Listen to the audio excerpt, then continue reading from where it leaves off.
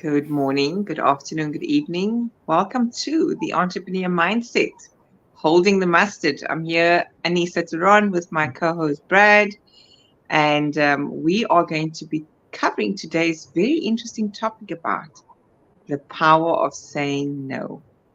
And especially within the SMME space, we often don't learn the art of and the power behind saying no. So I'm going to ask Brad to just kind of take us into this conversation. And I mean, he shared a beautiful article, which we'll share snippets about it in the conversation today. But over to you, Brad. Yeah, look, I think it's a great topic. It is something I've personally struggled with for quite a long time. We tend to, as SMMEs, kind of grab any bit of work we can get with the understanding that, it's helping us grow, and, to turn work away is kind of sacrilege. But after a lot of reflection and a lot of work with other SMMEs, I've realized that there is power in saying no. There is power in putting up your boundaries. And that power actually leads to sustainable growth. Because if you're in a scenario where you're entertaining a client and you're kind of absorbing this constant negativity from your client, and you're not actually able to deliver on what their mandate is, it just disrupts your whole growth pattern, and it disrupts your mindset. And I think as SMMEs, we need to be a little bit more protective over that. Let's just greet our Instagram people that have joined. I think that's Mark that's joining us. Mark, that you also know now, Brad. Yeah, And Mark. Mr. Turan is also here joining us today. Thanks for joining us, and do interact with us and ask questions, and don't hesitate to share some of your stories. It's not just a two-way conversation. We really want you to delve in and bring some of your lived experiences where you had to say no. Yeah. And talking about lived experiences, Brad, let's tap into some of our conversations, where we've both had experiences, hi Mark, where we've both had experiences of clients that we serve, and I use the word serve because we serve them to the best of our ability within, for the greater good of what it is they want, and so that we're positively impacting them, right? So that they achieve their outputs. But there comes a time within that relationship or partnership where things take a turn in a different direction. And then we find that this particular experience, there's no more values alignment. And we might very well have to walk away from that relationship. You want to share with us any similar experiences that you might have experienced? Hi, Ashi from Toronto. Thank you for joining us. Yeah, this is like divine timing, because we actually had an incident yesterday where, we had put those boundaries in place with the client, and we had told the client, listen, unfortunately, we cannot service you. We cannot live up to your expectation. It's beyond our mandate. We don't believe that having us as your agency is actually kind of beneficial for your brand. And, we're happy to part ways. And, the repercussions of that has been so hectic for us, because the client has really been unhappy with the notice, and, has created issues for us. But I still stand firm that we need boundaries. We need to understand as SMMEs, what are we going to tolerate and what we're not going to tolerate, and what are we going to be, what are we going to service and what are we not prepared to do. And, we had engaged with this particular client on an ongoing basis to inform them that this is not how we operate, and this is not how we deliver our services. And we've actually made it abundantly clear. And the client has been pretty relentless. And, for us, we still stand by that decision to terminate the service of the client. Does it affect us as a small business? Yeah, it does. Definitely. We have to replace that client. But I would rather go out hunting for a new client that I can work with, that our values align, than sit and try and save this client on a continuous basis at the cost of my business. And, when we talk language like hunting, okay, so I'm not saying you're saying that in this context, but when we don't know when to say no or walk away, that links very much into having a lack mindset or scarcity mindset. And you've written about this. I speak a lot about it in this segment and across other segments that I host as well. And it's really because our conditioned beliefs and narratives is linked to not having enough of. And so we need to rescue and salvage that relationship, even though it's going to be a disservice for us in the long term, because the besides the values not being congruent anymore with one another, there's also the investment or the spending rather of our time and energy and resources. Yeah. So when you're sitting in that lack scarcity mindset and wanting to rescue this client, just imagine what you could have done. And you use the word hunt, but I want to kind of reframe it to say, if we invested that time and energy in collaborating and finding new partnerships that are more congruent and in alignment with how we can impact one another positively, where there's a shared value exchange, essentially. So what do you want to say to that? The abundance lack mindset, because you've written about this as well, right? Because you've said, I want to read to the audience something which I love that you said. The power of no and yes, I believe, is underestimated and can contribute or harm a healthy mindset. So in other words, we sabotage ourselves. Talk to me about that. Yeah, I don't have a problem with that, the word hunt for client, because it really is that. If you look at a gatherer scenario, as a person would gather whatever's available, they would, ruffle and look around and see what's available in their vicinity. But a hunter is very targeted, is very strategic in what they want as a client.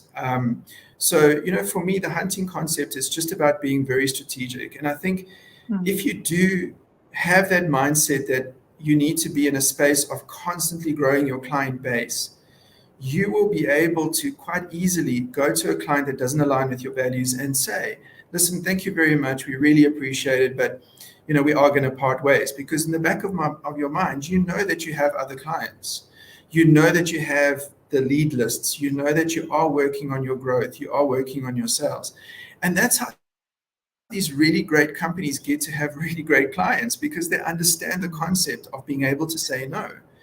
And also they understand that if they're constantly saying yes, yes, yes, and they're taking on these clients that are demanding but are not prepared to pay your worth, then you're just actually slowing your growth down at the end of the day. And I've had to learn this lesson many, many, many times, but I think it's really finally landed with me. And that is the reason why I wrote the piece, because I wanted others to feel the same, and for others to not take as long as I have to actually realize that, you can say no. You can put your boundaries in place. You can still thrive as a business by telling that one client, listen, unfortunately, I can't work with you. And there's nothing wrong with that. I don't think there's anything wrong in somebody being open with a person and saying, I cannot work with you. We don't share the same values. We don't operate in the same way. We don't have the same vision. We don't have the same strategy. We actually don't even speak the same language. So we're not producing great work. Our collaboration is not working. Thank you very much. Let that client go and open the door for the new client, the client that you strategically went out and found, and bring that client on board. And constantly cycling over your clients that you feel you can't work with, I believe is actually quite healthy. No, I concur. I mean, there's blurred lines between just being in a survival for the fittest mentality of, I'm going to take it, I'm going to try and save it, and I'm going to make it work because, the best type of business is word of mouth. So, we almost want to hold on for dear life because we also too concerned that very person might tarnish our reputation. But if we in our truth and we're acting within conviction, quite frankly, it's okay to end that relationship. Ultimately, because you can then start attracting. There's a comment from archive, which I'll put on, but it's attracting the right partnerships. You do not want to have partnerships that are not necessarily going to be sustainable in the long run. So sustainability is very, very important for SMMEs. Let's read. Do you want to read Ashif's comment? Can you see that? Yeah, so I think I align completely with what Ashif is saying. He's talking around, being centered around the heart, and operating from that space. And he was saying that it holds us back when it comes to creating boundaries. Becoming more mind-centered aligns with our true values. And the thing is, I tend to be hyper emotional, and I'm going to own that. I have to own it, because I've been told many, many times, this is not personal. Please don't take this personally, but I don't like you. Or please don't take this personally, but I don't like your work. And we do take it personally, because as SMMEs, we put everything in to growing our businesses. We have sacrificed everything to be here and to be present and to show up every day as SMMEs that are in a space of growth.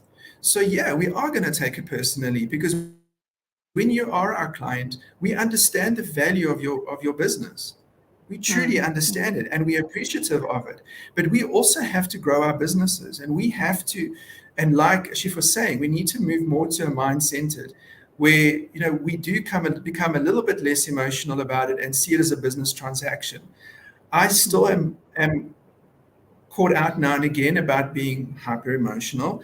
But now I have learned over time that sometimes you've got to step away and you've got to look at this from a business transaction. Sue is paying me X amount.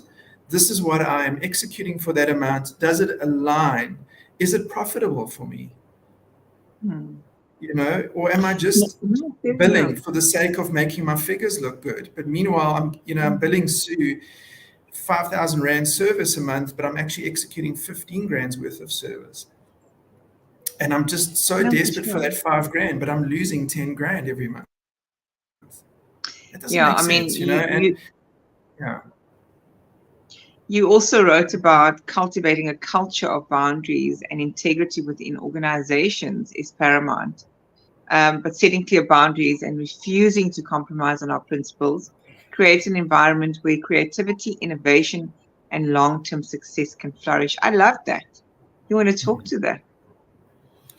Yeah, I do believe that we can improve as SMMEs in being a little bit more firm with our boundaries, and we also need to understand that we can't have unreasonable boundaries. We do offer a solution. So if you just go right back to basics, we in business because we're coming up with a solution to a problem, and once we understand what the problem is and understand our clients very well, we then put forward a service or a product that can speak around that problem. But boundaries need to be in your best interest as an organization.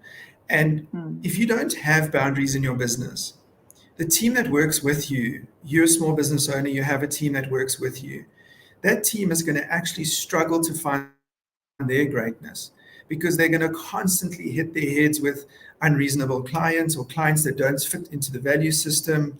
You know what I mean? So, and Ashif, yeah, absolutely. It does boil down to experience. And I think you learn over time what you're prepared to do and what you're not prepared to do. But in my case in point, and I don't know about you, Anise, if it's the same thing, you tend to bump your head continuously, even knowing that this is insane. This client is expecting this from us, and how can we deliver on this for what the client is being billed? And when you actually take a step back and you look at it and you go, hang on a sec, that now becomes my boundary, is the understanding of shared value. Yeah, and I wanna unpack, when we know our worth, when we truly believe in ourselves and what we bring to the table, there's no need to justify or sit there and please explain if something didn't work out, because guess what? If we values aligned, we would have contracted it right up front. And I don't know about you, but I as a single mom, I shouldn't be walking away from business that is not the right price for me. But guess what? I walk away from that business because if I know what I've put in to getting to where I am as a small business, all my education, all my lived experience, and why I'm serving with what I come to serve with. Why should I walk away or lower my price? Because that in and of itself is another type of boundary. We spoke values alignment, but now let's talk price. How often do Yeah. people want to reduce our price and negotiate downwards and almost make us feel like, well, hold on, we're not going to do business with you potentially because your price is too high. Have you Yeah, walked look, away from business like that? we always negotiable to a point. Mm. We always engage with the client and say, look, this is our rate card. I think one of the things that have really helped us, so we are a service-based business. So, Mm. we sell services basically. We don't have a hard product that we shift. So when it comes to a hard product, you have your set prices. You can't really discount it beyond a certain point. So you kind of have that natural boundary with a set product. But for us as service guys, we tend to say, oh, you know what, I'm going to do this for you in good faith that in 6 months' time, as you grow, we grow. And I have used that statement so many times, but it infuriates me when I do use it because it never happens. It never happens Wait, because wait, you are wait, hold going. on. Talk to me about why it never happens. Because if you go, look, this has been my experience, and I'm not too sure if anyone else has shared this, but basically, if you go to a client and you say to a client, look, I'll do this for, our cost to you is 10 Rand. I'll do this for you for 5 Rand, knowing that you are, still getting on your feet or your budgets haven't been approved or whatever it is. And Mm. later on, the next budgeting year, you will budget us at 10 Rand. But that never happens because the client knows that you're prepared to work for that amount. Mm. So, Yes, it's like this whole cognitive dissonance, skin in the game. And so this is why I walk away rather at the start. This is my price. Here's what I would like to offer you in terms of maybe from a value exchange. If we, it depends on what the context is, right? If we're getting more people or into the program, or we extending the program over a period of time, yes, there's flexibility in that negotiation within that price. Or if there's going to be a continuous retainer type of income coming from that, then we can revisit pricing. But so let's talk about in my world, we'll have maybe in your world it's called the discovery session or a conversation. For me, I call it a chemistry session. I want to check to see, is there chemistry?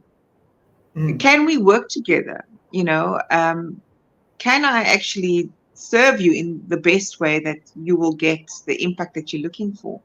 And I also need to look at myself and say, am I just saying yes because I want to, as you grow, I grow? There's that aspect too. So when you mention that, tell you, I tell you, I want to freak, hey, and you know what? And I still use the terminology, and I just when it comes out in the meeting, I just sit there and go, bloody hell, like why did this come out of my mouth? But I think with us SMMEs and especially our guys in the service industry, we tend to have the mindset that every deal is an opportunity for us. If we yes. take this deal, this could lead to something bigger. This client can Mhm. connect us to someone else. But in my experience, and we've been in business for 15 to 16 years, I've very seldom experienced that if a client comes to me and says, sign me at 5 Rand and I will help you grow your business or connect you to other people, it's never happened. When Mhm. we've had a scenario where we've signed a client under no condition that's prepared to pay our worth, that client tends to come and say, by the way, I actually know somebody who would need your service. That is for me is a stronger lead than signing someone under the pretense that this person will connect us to other people. Now, I talk around a lot about having people, networking and how important networking is and how important it is to have people connecting us to our potential client. But in this case, this client is negotiating your rate, your worth on the basis of their network that you don't know anything about. And Exactly. that's promises, and this I grow, you grow. But what do I do in the meantime? If you grow, you're growing. to pay me 10 Rand, but I'm already where I need to be. And I need the full 10 Rand. You're paying me 5 Rand because I'm waiting for you to grow. It just doesn't make sense to me. And like I say, I keep doing it. Yeah, and I mean, a shift is 100%. Dude, you got no idea what we've been through this week. But yeah, I feel you. And it is that. And I think when you start to stand up, sorry, Annie, so when you start to stand up and you start to really understand your worth, it's such a itchy, scratchy, weird moment because it's so unfamiliar for you. And, people then do start to call you out. And then when you look at those people calling you out, you realize, okay, no, hang on a sec. These are not the guys I want in my corner in any way. But to shift your mindset into that space of know my worth that takes a lot of time, and that really takes experience. Yeah, and you've hit the nail on the head in terms of it's a mindset, because we either are in that fixed mindset or we have a growth abundance mindset. And when we in fixed mindset, we go and do things the way they were. We don't believe we must steer in a different direction for fear of, and fixed mindset is very much underpinned by fears, and again, the lack and the scarcity mindset. But I feel, I love what Ashif puts as that very succinct comment: value, shared value equals partnership. And I know this is a buzzword where everybody talks about shared value, but ultimately is when you have contracted right at the start of any partnership, you will intuitively know whether that partnership will be balanced in the value share, right? Or if it's going to be taking more than you're going to be receiving. And so one has to be discerning right up front.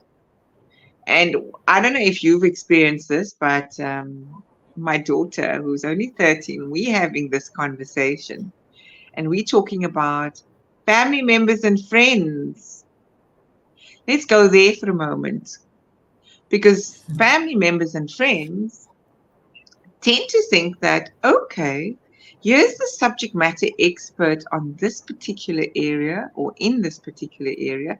Let's go to Brad, because Brad can guide us how to do our social media strategy. But that is an exchange. So when do we say no to family and friends? Because I have a view that I'm not going to discount my friend's pricing just because it's my friend and now all of a sudden I want a discount. When do we tell our friends and family enough is enough? This is an exchange of my time, and had this been anybody else, I would have charged for it. Yeah, look, from my side, we bill what we bill.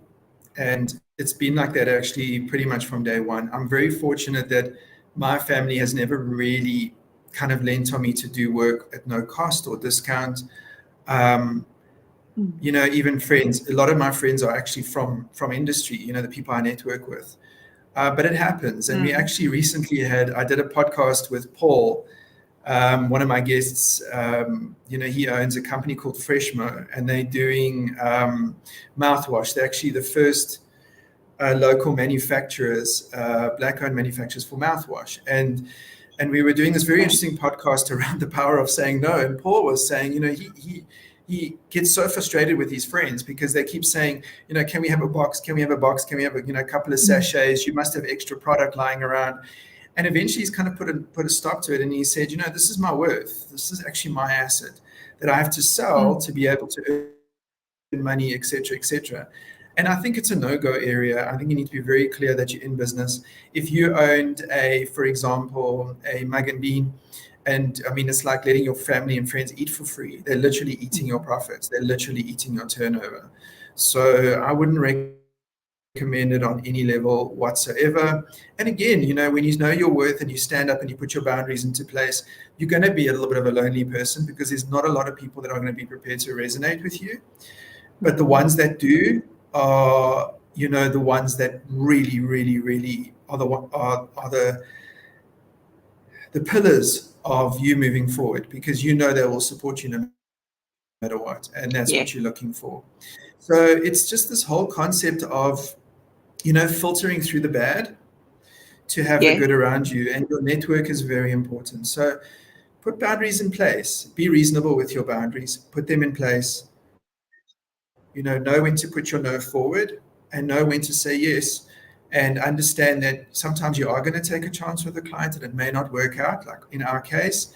And then you know when to kind of walk away from that relationship. Nothing different to being in a personal, difficult relationship, knowing when to walk away, knowing when enough is enough.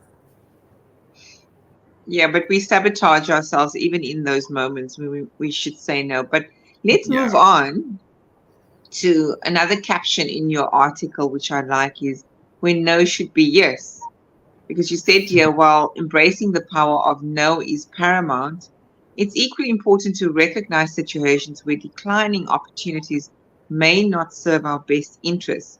There are instances where saying yes can lead to valuable learning experiences, new connections, or unexpected growth opportunities.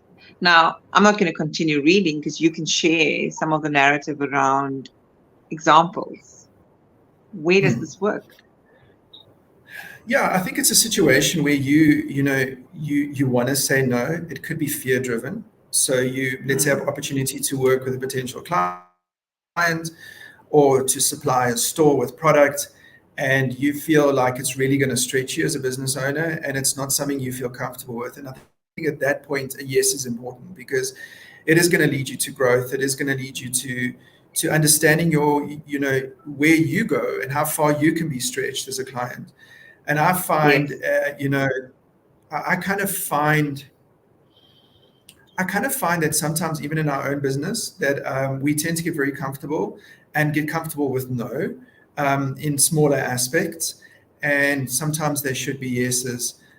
Prime example: client will come to you and say, "Listen, we are expanding. Would you be prepared to work with our sister company? This is the budgets they have, but they're based in Kenya. Is it something you would look at?" And then immediately it would be, "Oh, you know what, I know," because you're just running through the logistics in your head. But maybe that should be something that you trial and test.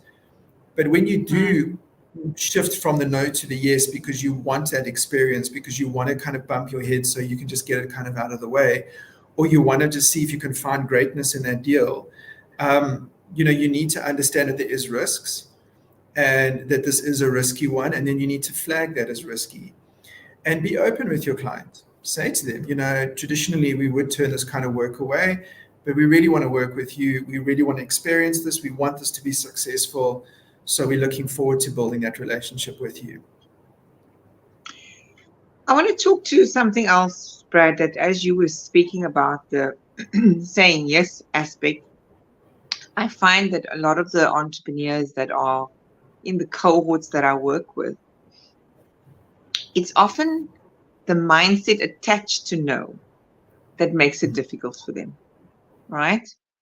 And that mindset is often also linked to past experiences, their upbringing, their beliefs around saying no, um, and then the judgment lens around saying no. I'm going to be judged. I'm going to be disliked, whatever that might be.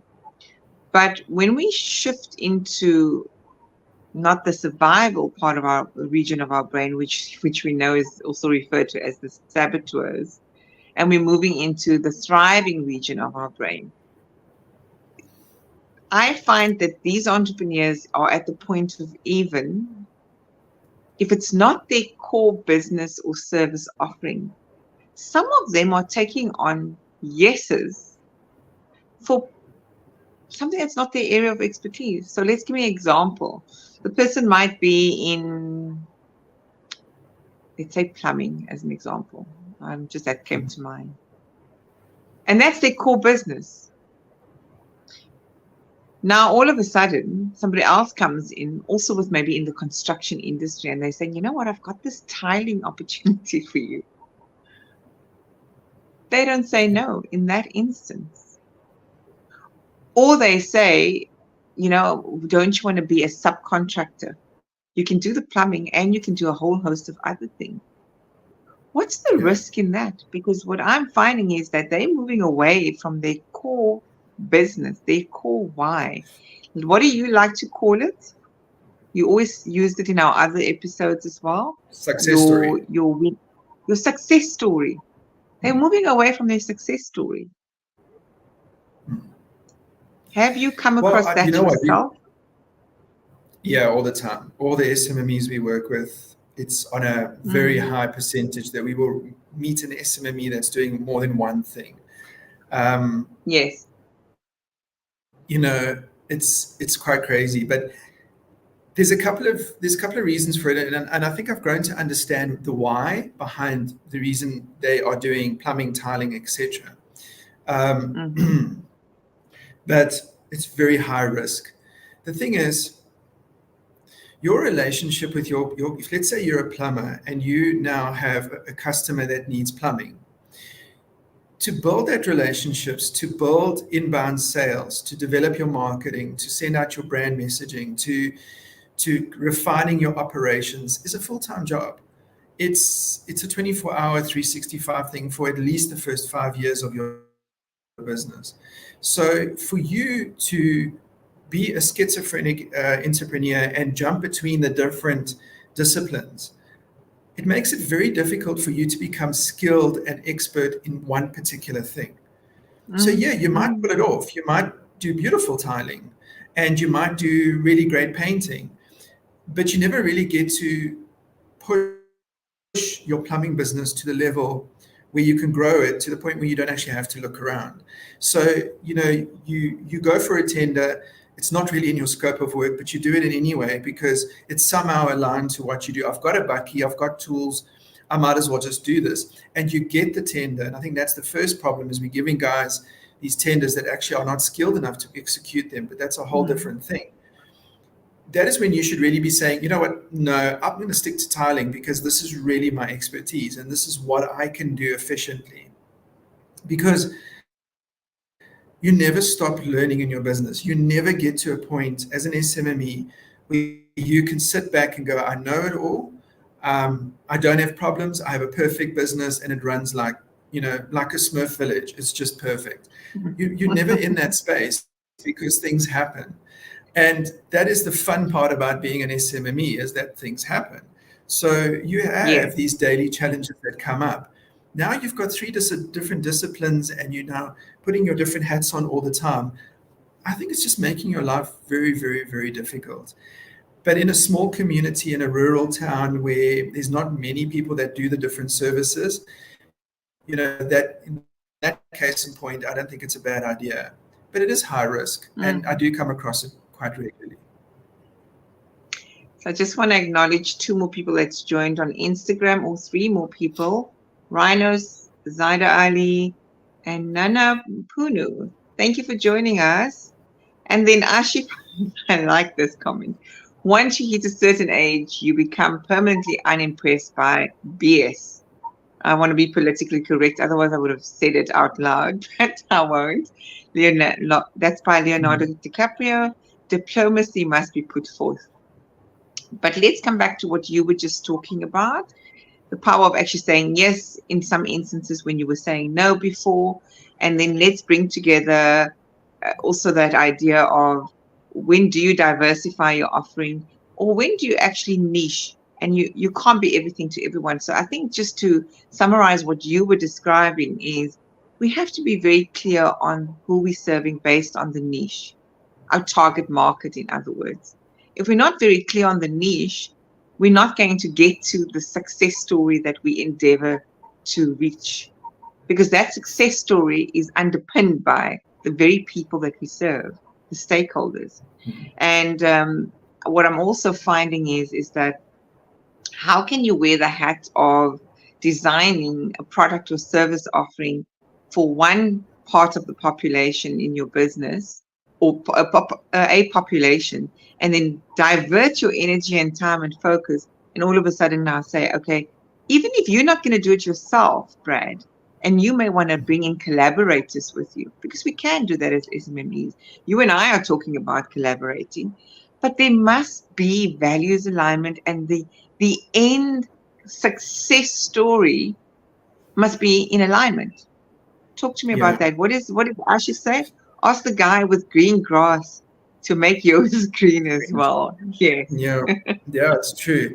Look, our collaboration is based on our expertise. So, we position ourselves as the everyday SMMEs that support other SMMEs because you and I have really been through it. We've experienced it. We've spoken around it. We've taught classes around it. And Mm. we absorbing so much information on a daily basis that we really can position ourselves as experts in the SMME space. And that is the reason why we're collaborating, because there's alignment. But, Yes. I honestly believe that your skill is your skill. I love what I do. I would not want to do anything else. I have no desire to be any other profession. And that really helps me, because when we do have problems and we do have issues and we are knocked down and we kind of feel like we're on our knees, it helps motivate me to stand up again and keep going, because I don't want to do anything else. I feel like if you're wearing a whole lot of different hats and you're really hustling between different professions because you believe that that's what's making your success, I tend to disagree with that. And when we need to analyze that to see if that is actually really contributing to your success, because Yes. focus is important in everything: finance, marketing, sales, operations.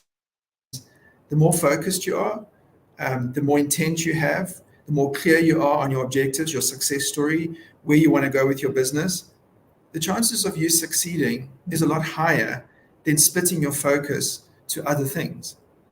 Mm. Mm. I mean, if you just think about it, you just look at the European model, you look at the American model, even China, they are third, fourth, fifth, sixth, seventh generation. Okay, maybe that's a bit much, but maybe third, fourth generation, plumbers, Yes. specifically in Europe. If your dad's a baker, you're going to be a baker. It's in your blood, and now diversifying away from that and trying to do other things because you're trying to grow wealth. I don't know. Hey, I haven't seen, and maybe I can't remember a case study where that bucks that thinking. And maybe I could be wrong. I think the problem sometimes comes in, if I can add, that we look at companies like Bidvest. We look Yes. at, we always tend to look at the really big guys, and that's natural because that's who we aspire to be, and that's where we seek our motivation from. But we need to understand that they're all specialized in something at some point, and they grew from there. And I think while you're in SMME and you're defining your success story, in other words, what do you want out of your business? I think focus on one specific skill, for me, makes sense. Mm. Mm. I see Tabang has joined us. Thank you for that comment, Tabang. Yes, Brad is legendary, and what I love is his conviction and his truth. And so you know where you stand with him. He's not out to, as Ashif puts there, BS anyone. He's willing to walk away, and he's also willing to say, I'm not able to do this, or I don't think this partnership is going to work. So yes, I concur with you on that comment, Tabang. Thanks for joining us, by the way. And then Ashif says, synergies are key for success. Yes, free your mind with focus. So, there's this comment or this statement, and Zaida, you here on Instagram, I think you always speak to this. And Mark and everyone that's here on Instagram, please engage us. We've got the LinkedIn guys, connecting with us, sharing comments, and very interactive. We love that. Mark, you're very quiet other than having said hello. And everyone else, please do participate and share your thoughts and any ideas or suggestions. But what I want to talk about is, what's the guy from Virgin? What's the Richard Maverick business? Branson. Richard Branson. Zaida always says that she's always reminded by his statement around, even when somebody gives you an opportunity, I don't know, I'm not going to do it justice, right? But this is how it's more or less is the statement. When someone offers you an opportunity, and even if you don't yet know how to do it, you should say yes. Hmm. Now, the context of that statement might be very different for him, but let's think about him as a businessman. He's hugely successful and he's diversified. And my little bit of research on Richard Branson's education or, you know, professional qualifications, there's not much there. But what he did have was grit, resilience, right? He's the master of resilience.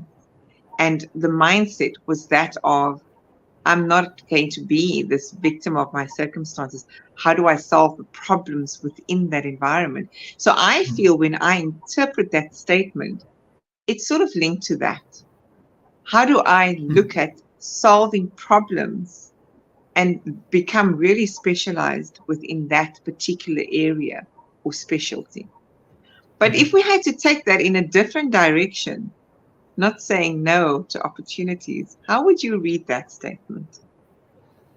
I think it's within context. Mm. Richard Branson is by no means an SMME. No. He's a global player. He's one of the, well, I don't know what his rating is, but he is one of the wealthiest guys, and he's been like it for a long time. I mean, his success came to him when he was fairly young, and kudos, because he knew his success story. He was very clear, even in his early writings. If you read his early stuff, he was very clear about where he was going, and you'll see the same with all the big major success stories out there. But as everyday SMMEs, the guys, the plumbers, the Brads, Anissa, I'm sure you're still SMME space. We need to get the everyday right because they got it right. Richard Branson was selling magazine ads from a phone booth. He had that ability. That was his skill. And that's what he focused on when he started out. And that's what he grew. That student publication is what he really knew was going to be his foothold into moving into greater things. So if you're starting out as an SMME and you're hustling between different jobs because you think that's going to make you a Richard Branson, it's quite the opposite. It's just going to exhaust you. You need to understand that focus in the beginning is really important, and humble beginnings, building that very solid foundation, is absolutely essential. And there's another thing. Not all of us aspire to be a Richard Branson, and I know that sounds crazy, but some of us, like myself, I am incredibly happy in the space that I'm in. I love being an everyday SMME.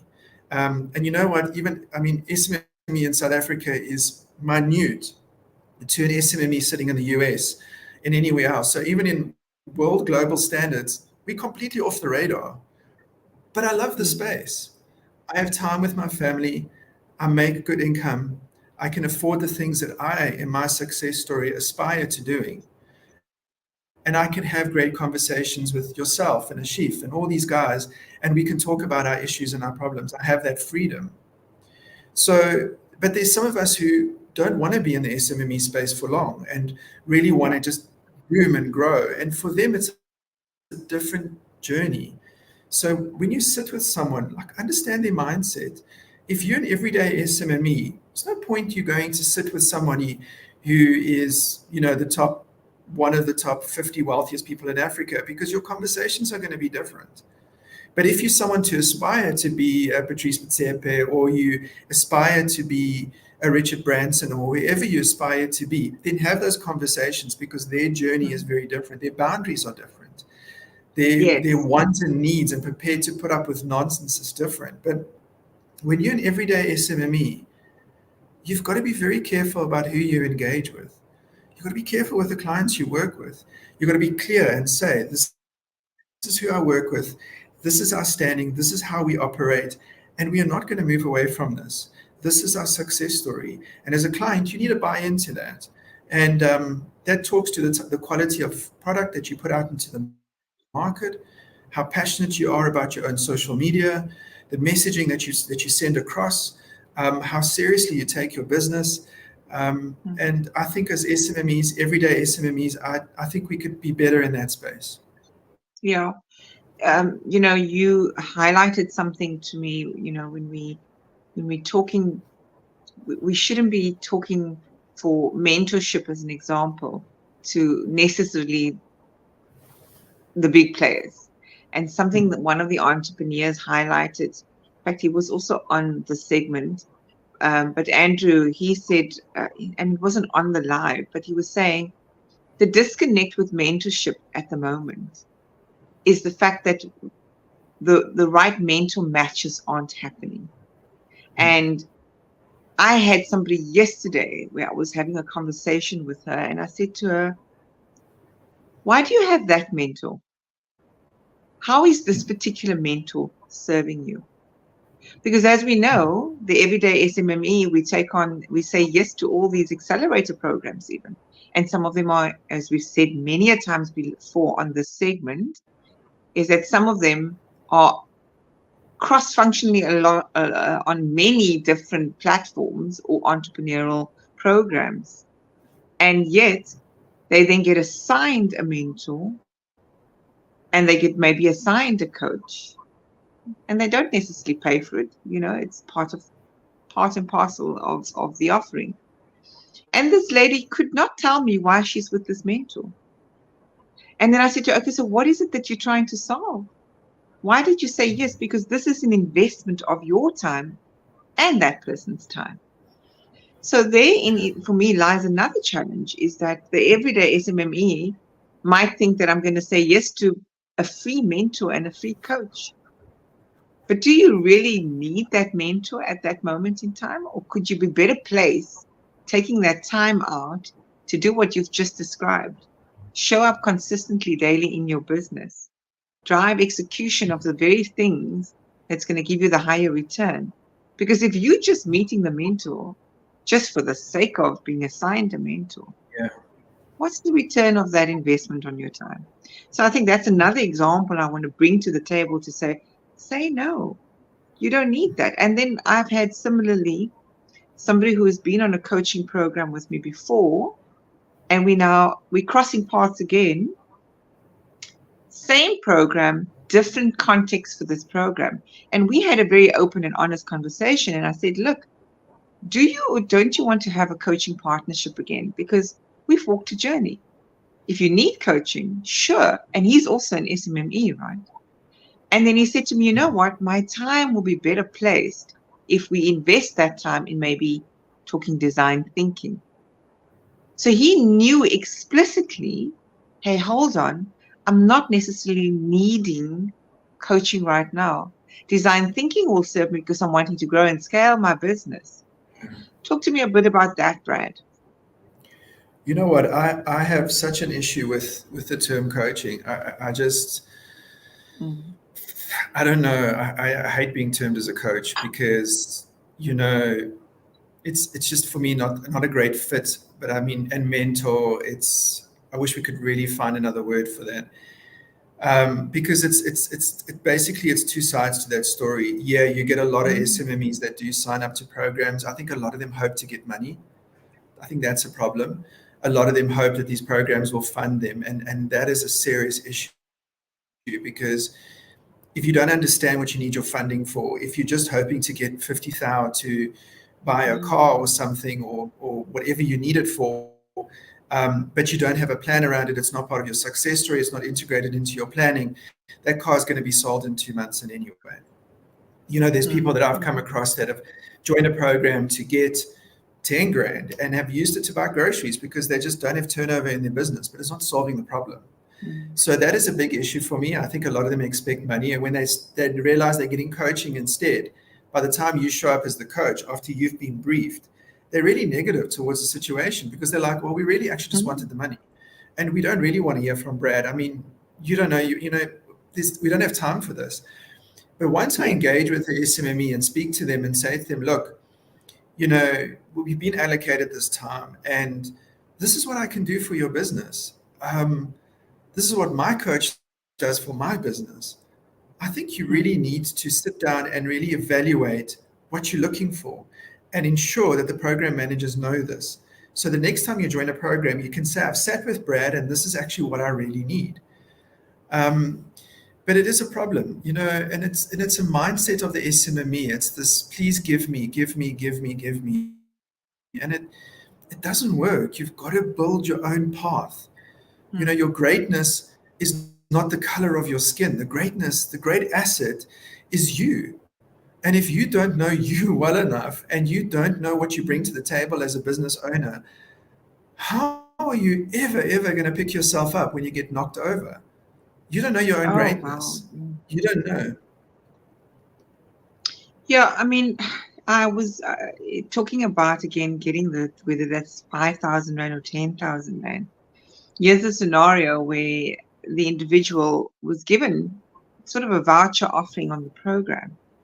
And she was like, my business is not doing well. I'm networking and I'm doing all the right stuff, being out there. And, I got the 5,000 Rand. I'm building the website.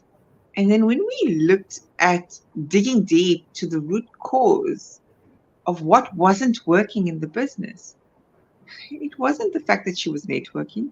There was no return on that investment of time in networking. You should never had any collaboration from that or signed any client from that. There was never the marketing aspect. She jumped ahead there because, one, she needed compliance. She needed to be compliant. So I asked her, so what's stopping you from becoming compliant? And she said to me, money. So I was like, okay, but now you use the money for marketing your business. Even if you get a lead and it generates leads for you, can you comfortably take on that client if you're not compliant? And obviously the answer is no. So we all have some work to do. And I call it a coaching partnership. I don't like the label of only being called the coach. Anis is the coach.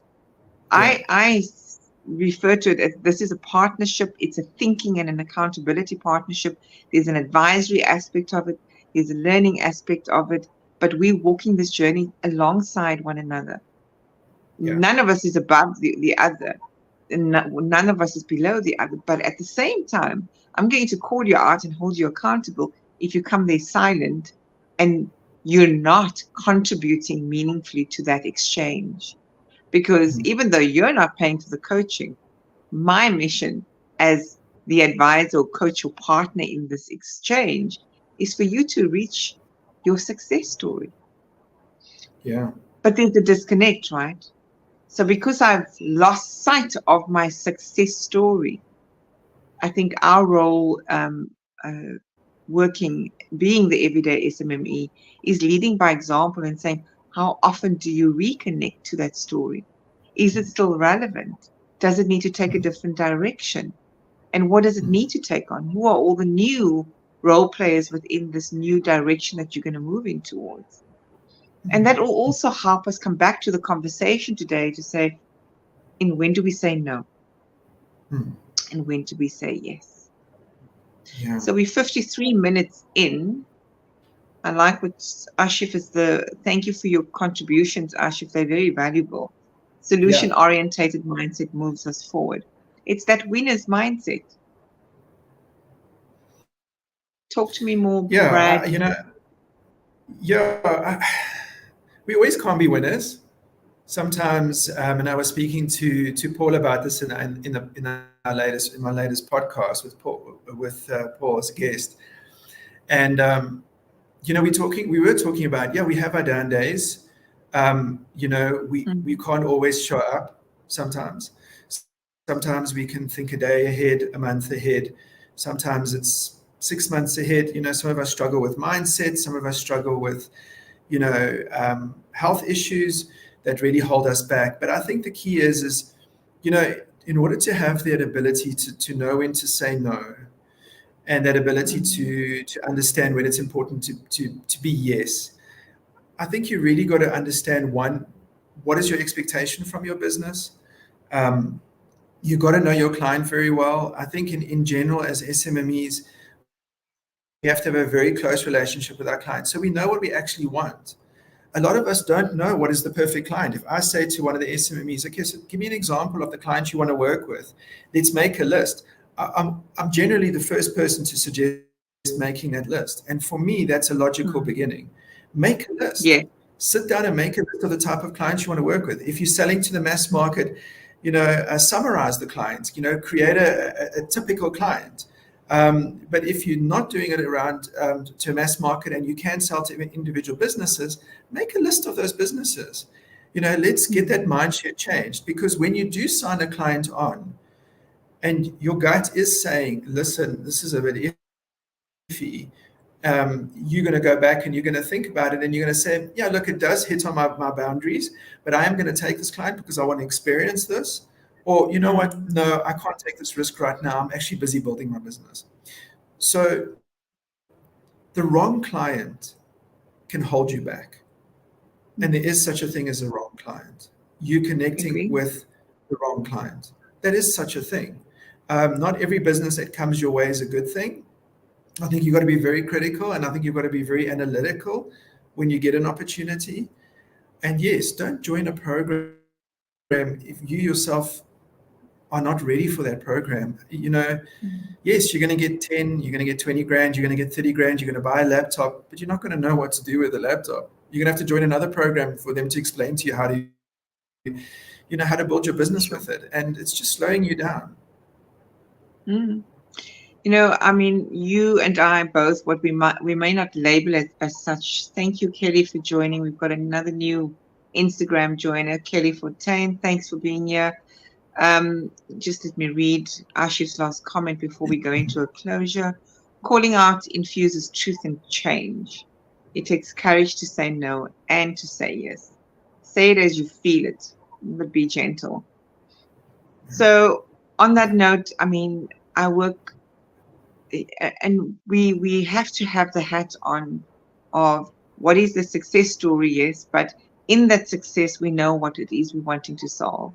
And we know who are all the stakeholders involved with when we do solve it. What's that ripple effect or impact of solving that problem?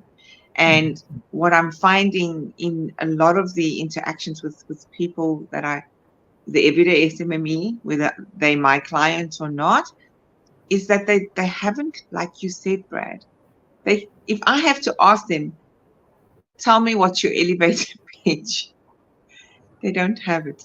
They can't succinctly say, here's who I'm serving and the problem I'm solving. So as an example, with my peers, and when I say my peers, whether it is a design thinking facilitator I work alongside with, whether it's you, whether it is a peer coach, I always say, what are we trying to solve? And how might we do that? And what evidence have we got to support that we've done this well? Yeah. It's as simple as that. And if we have that cultivates a culture of saying we know who we're serving, and we will be discerning on when we say yes or when we say no. And when we say yes, it will be a collaboration like yourself and me, which we know you have your expertise and I can leverage that in the same way that I have mine, but there's no overlap. And that's the other thing that SMMEs are afraid to say yes to collaborations, because they're all too afraid to say, well, maybe this SME might steal my idea and go to market with it. There's that too. We haven't even tapped in. I think that could be a whole segment or conversation in and of itself. So there's about a minute and a bit left. Thank you, Life After JN. I don't know who that is, but we have quite a few people on Instagram today. Thank you for your presence, for being here. Ashif, as always, very valuable insight that comes through from you and wisdom. Always a pleasure having you here. Brad, what would you like to close out with for today? Would be a golden nugget you want to leave this audience with in the power of saying no and yes? Sure, in a minute. So I'm going to delay as much as I can because I want you to know what to say. But yeah, the power of yes and no. Read the article. Engage with Anissa and myself. Articles on LinkedIn. We SMMEs ourselves. Chat to us. Guys, reach out. We're here to support. That's what we do. We're passionate about. There's a time to say no. There's a time to say yes, and only you as the business owner will actually know when that is possible. And you will only know that if you're aligned to your success story and you're aligned to your business. So go and get to know yourself. Mm. And I'd like to then add on to that to say is when we are in our truth, when you know what that North Star is for you and you're Yeah. working towards that North Star, you're going to say yes to the right stuff when there are lessons to be learned, as Brad alluded to it earlier on. I thought that was a powerful nugget, Brad. Mhm. But it is ultimately about staying in your truth, Yeah. knowing your worth, being able to not only establish boundaries, but sticking to it and being okay with it.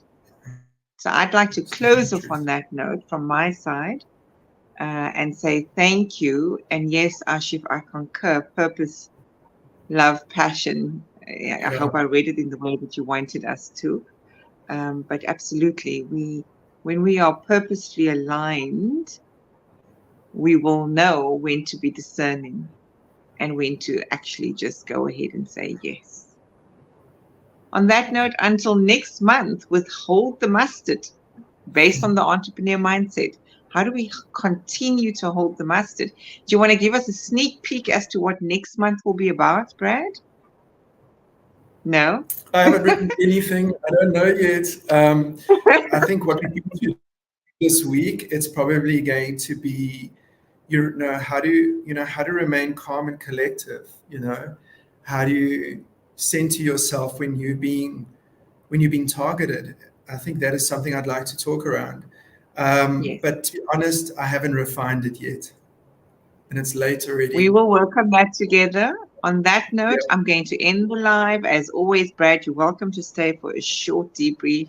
And thank you again to everyone that joined the Entrepreneur Mindset. If you do have any of your own stories you want to share, and maybe join us in studio, Brad and myself, the opportunity is there. So do reach out to us for that too, if you have your own stories to share.